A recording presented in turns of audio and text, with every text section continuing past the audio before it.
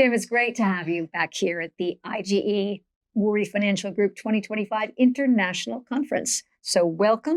And as we start our dialogue today, any reflections to share with the audience? Well, it's a pleasure to be back. A pleasure and an honor to be back here and to be part of this organization, which, as you know, is world-class, widely respected, and Korea generally, and the role that Korea plays globally in so many different international forums. So Korea is a leader. And we want to be a part of the leadership story here. So I'm excited to be here. Thank our hosts both for this conference and the host of the Korean government.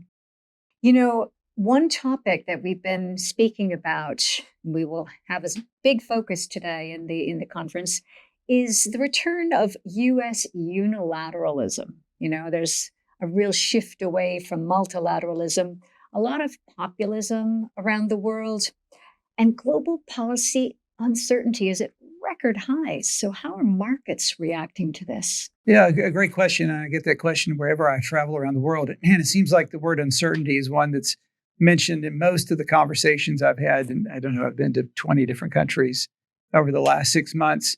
And that's something that policymakers, business leaders, industry leaders, and others are trying to puzzle through. How do you adapt and adopt in a rapidly changing world? And the other key word is resilience. So how do you build resilient supply chain resiliency in terms of funding, resiliency in terms of clients, in terms of export markets, and then build a political system both within country and collectively that is also resilient. So the markets are odd, but we see certain equity markets continue to hit all new highs, right? And that's driven mostly by tech stocks, and that's an excitement about artificial intelligence and robotics and other parts of the technology spectrum, which I'm quite excited about myself. Is it a bubble? Don't know. There's a lot of discussions about that, but there's a tremendous amount of capital flowing into the tech sector, and that's reflected in valuations and many equity markets around the world. You strip that away, there are other places that are doing well. Defense stocks are doing well because, for better or for worse, the global economy is having to rearm, and certain parts of the world, like Europe, is having to build out a defense industrial base that they didn't really have before, and certainly build on what they have. U.S. defense spending and defense contractors are doing quite well in this period of time. So depending on the sector, there's some bright spots in terms of the growth outlook, but there are other places that the uncertainty is hanging over them, right? In terms of export markets, in terms of the redirection of trade flows, of capital flows. And if you're an exporter in a particular market and you're facing tariffs in a particular, the U.S., for example, if the U.S. was an export destination for you and now tariffs are 25 or 20 or 15%, they used to be 2%, that creates some challenges. So I look, it's a world of uncertainty, but we're paid to deal with uncertainty, and that's our job, and that's the job of the people here today. And I think we'll navigate through that well. It just may take some time. We'll look for new relationships and new opportunities. But I think the markets will reflect both the massive amount of uncertainty, a massive amount of opportunity, and the surprises that are going to come out of a world in which the anchoring institutions that have been in place for decades are now under duress and probably less vibrant than they've been. And that creates opportunities for dislocation in probably ways that we don't yet fully appreciate. I often say that markets do a great job pricing risk. Pricing uncertainty is a little tougher. And on that note, I wanted to maybe ask your thoughts on the evolving regulatory framework. Since the great financial crisis, there's been a lot of regulations put in place, but we're now getting to a point where growth is at a premium. How are we looking at the regulators' approach to having effective financial stability frameworks in place, yet also supporting global growth? Well, and I'll connect that back with your other question. I've been promoting the work of Frank H. Knight, who's really the godfather of the University of Chicago School of Economics. And he wrote a very important work in 1925 entitled Risk, Uncertainty, and Profits. And what he postulated at the time was that we can measure risk, and we can do that through probability statements. It's uncertainty, which is unmeasurable, which is where great profits are made in times of uncertainty. So in terms of regulatory, in terms of business strategy, you have to think about those things which are knowable and where there's probabilistic statements assigned to them, and you can navigate your way through. And those things which are not knowable, which are a bit of a black box and uncertain. So we're dealing with that in the business side in terms of technological opportunities or business opportunities. On the regulatory side, I think what we've seen over the past 15 years is almost a too aggressive approach to regulation. There was a sense of how do we look at every potential risk and exaggerate it in a way that would make us fearful. And I think there was too much exaggeration of risk, and we've some would say iron plated or steel plated or platinum plated or gold plated our regulatory rule book in a way that I think is detrimental to growth. And we see certain jurisdictions, and namely in the United States, that are taking a very different perspective. With under the leadership of Donald Trump, it has a much more pro-growth, much more balanced approach to regulation. I think other jurisdictions are asking themselves how they could take a much more balanced approach. I don't think it's a zero-sum game. I think there are ways to adjust regulation in a way that can promote growth, promote risk-taking and innovation, which is what we want. You won't get growth without innovation or risk-taking. That we can promote that in a way which doesn't really increase the downside risk of economic activity. And I think finding that right balance. And I think we went too far for too long in terms of over-regulating and taking risk out of the system. And we need risk, we need growth, we need innovation, we need entrepreneurship, we need private sector-led growth. And our financial institutions are critical to private sector capital formation and private growth. To your point about innovation and not stifling innovation, here in Seoul, there was an AI summit last year, 2024. It really focused on safety in AI. And this year in Paris, they're having a same AI summit, but the focus is more on action and growth. So how can technology leaders like South Korea really manage the trade-off between AI safety and AI action?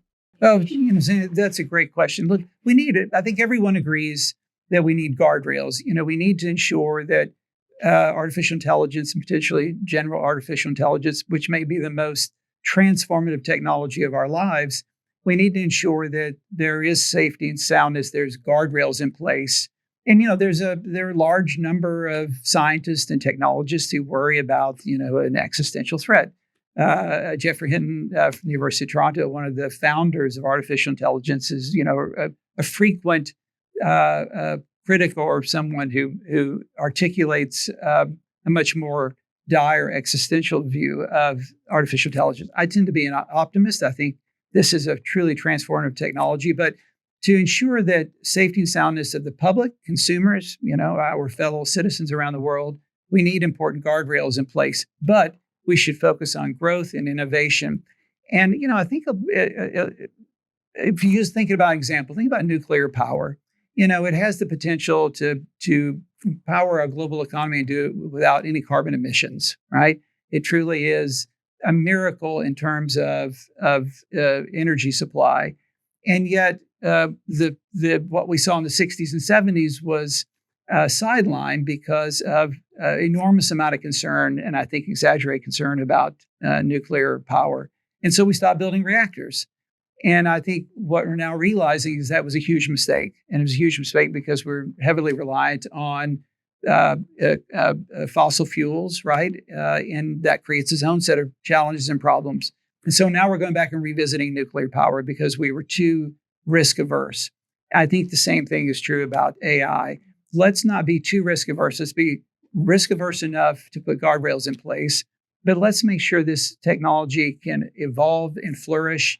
And I think it can have a profound impact on the lives of citizens around the world. I think I saw where 1 out of every 10 people, humans globally, now use ChatGPT on a daily basis. 1 out of, think about that, what it means for humanity, having all the world's knowledge right in your hand or on a screen. So I would say innovate, push the envelope, but focus on the guardrails. But let's not put in place self-inflicted wounds out of just a precautionary fear that may never come to fruition. No, absolutely. And one of the guardrails, when you think about this topic, is the question of jobs, right? There's a lot of concern, a lot of fear out there that AI is simply going to eat up the world's jobs. So putting governance in place around those issues is. It will. It will eat up jobs, just like all technologies have, right? Think about people used to operate elevators. We used to have people who plugged in telephones, right? People used to make handsets. My children don't even know what a phone handset looks like. It used to ring. We had a phone in our kitchen with a long cord, and that's how we answered the phone. My children don't even know what that looks like. So yes, it's going to displace jobs, but like all technologies, it can create new opportunities, and hopefully, it allows us to redeploy resources, including human resources, in a way that is much more value added, much more interesting, much more stimulative. So I tend to be an optimist. Now, I'm not in a position where, although maybe I will lose my job, you could probably get a computer to do my job, probably pretty easily. But I think that's just part of the nature of rapid technological and innovation and change. And we just need to find ways to help those whose jobs are subject to potential dislocation. How do we help them transition to something different and new? And if you're coming out of college and you're worried about what the job market looks like, and I know I have children who are doing that, how do we find ways to help them ease into maybe even new professions? Well, we've been talking about growth and innovation, not stifling that, and talking a little bit about the regulatory framework.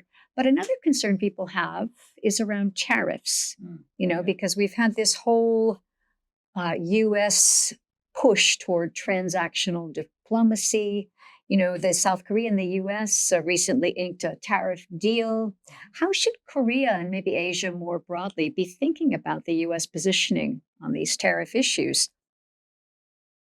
Well, that's a great question. I tend to be much more free market than I think is in fashion in Washington these days. So, I tend to not be much of a fan of tariffs, and hopefully someday we'll find our way back out of this wilderness into something that's less tariff focused. But we are where we are, and I think the tariffs that are in place are going to be in place for the foreseeable future.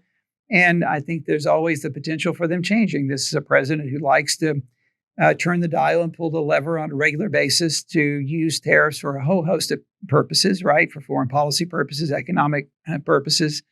And I think that's not going away. I think that, as I tell every government official I see around the world, just because you have inked a trade deal doesn't mean that that's the new equilibrium or that's the final word. I think they're all subject to change and renegotiation, maybe, at a moment's notice. So constant change. And that's the world we live in, and they're not going away. But I do think it's an opportunity for firms to think about how are they more productive, all right? How do you take costs out so someone's going to absorb these tariffs along the way. It's either going to be the producer, the importer, the consumer. But so how can each node in that supply chain look for ways to be more efficient to offset what I think is ultimately. Two is look for new trade partners. The Canadians are talking to the Dutch. The Emiratis are talking to Singapore. I think you're going to see a massive rewiring of trade flows and capital flows, where the U.S. is not the final consumer for demand, a purchaser of goods and services around the world. That other countries can do that. In some ways, maybe it's a much more balanced economy. So I always look for silver linings. And maybe the silver lining is that we see an adjustment in trade, adjustment in capital flows, a much more balanced approach to growth, and other sources of demand other than just the United States.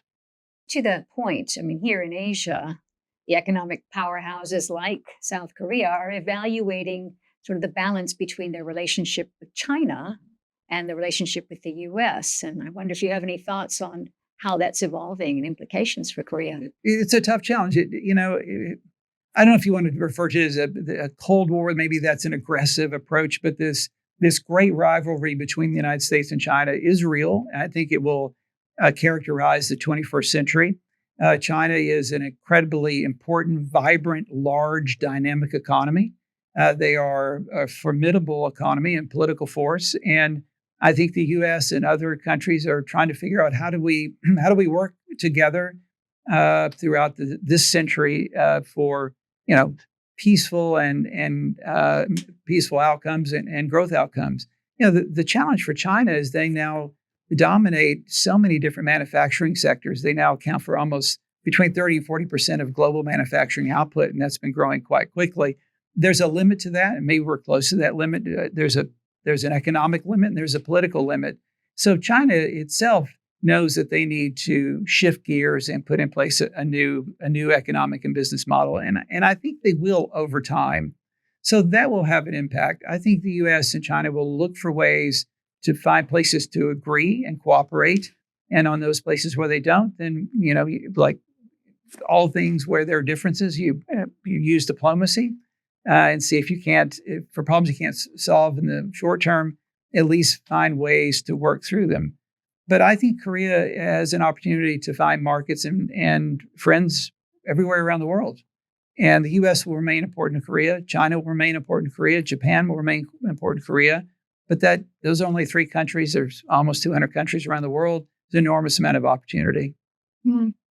Well, when you think about the geopolitical risks we've been talking about, trade tensions and so on, it raises the question of what's next for our multilateral coordination. The G20, the OECD, the World Trade Organization. How do you see that heading? Well, we're evolving, right? We had a period of time from the end of the Second World War until now in which many of these international forums really flourished. Now, they had their, ebbs and flows, and there were times where one was more relevant than others. And many of these institutions were born out of crises along the way. So the G20 was around for a long time. It really was, it really launched in the age of financial crisis, but then it wasn't until the great financial crisis that it was elevated to the heads of state. So many of these institutions have been around for a long time, but it's been a crisis, been some form or fashion that has elevated them or given them extra capacity and viability. I think now is each of them have to ask, what is their relevancy going forward? What is their membership? How can they be relevant in the 21st century? And it's different types of topics than they have been in the past.